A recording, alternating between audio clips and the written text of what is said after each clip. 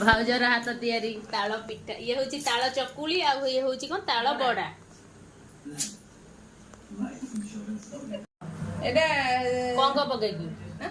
କଣ ପକେଇକି ଛାଣିଲ? ଇଏ ତାଳ ଗୁଣ୍ଡ, ହଁ ଚାଉଳ ଗୁଣ୍ଡ, ହଁ ଆଉ ଟିକେ ମଇଦା ଦେଇଛି, ନଡିଆ ମାନେ ନଡିଆ କଣ କୋରିକି ହଁ ମାନେ କାଟିକି ଦେନେ ବି ହବ, ପୁରା ଦେନେ ବି ହବ। ହଁ ଆଉ ପାନ ମଧୁରୀ, ତାହାnder କଳା ଜିରା, ଲୁଣ ଖାଇବା ଲୁଣ ଆଉ ସ୍ୱାଦ ଅନୁସାରେ ଲୁଣ ଦେଇକି ତାକୁ ଛାଣିଲ, ବହୁତ ଟେଷ୍ଟ ବି ଲାଗୁଛି। ଇଏ ସେଇ ତାଳ ଗୁଣ୍ଡ, ଚାଉଳ ଗୁଣ୍ଡ ଆଉ ନଡିଆ କ୍ଷୀର। ଏଇଟା ହଉଛି ଚକୁଳି। ହଁ ଆଧରେ ଚକୁଳି ବି ହେଇପାରିବ। ନିହାତ ବଟରଟା ଏଇଟା ହଉଛି ତାର ବଟର। ଏଟା ଓହୋ ଏଇଟା ଯୋଉ ଗୋଳେଇଥିଲା ଏଇଟା ଛଣା ହେଇଛି। ବହୁତ ପରିଶ୍ରମ କରିକି ଯାହା ହୁଏ ଭାଉଜ ତାଙ୍କର କରୁଛନ୍ତି, ତାଙ୍କୁ ମାନିବାକୁ ପଡିବ। ତାଳେ ଇଏ କରି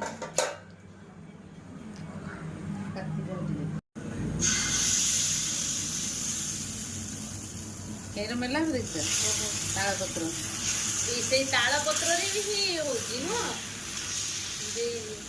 ତାଳ ପତ୍ରରେ ପତ୍ର ବି ଲାଗୁଛି ତା ସାଙ୍ଗରେ।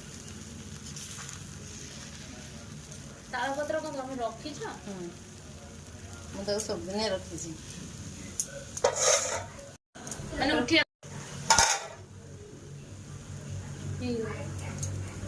ଟିକେ ତାତିବ, ବନ୍ଦ କରିଦେଇଛି। ଏ ଧର ଉଠିଛି, କିଛି ଅସୁବିଧା ନାହିଁ।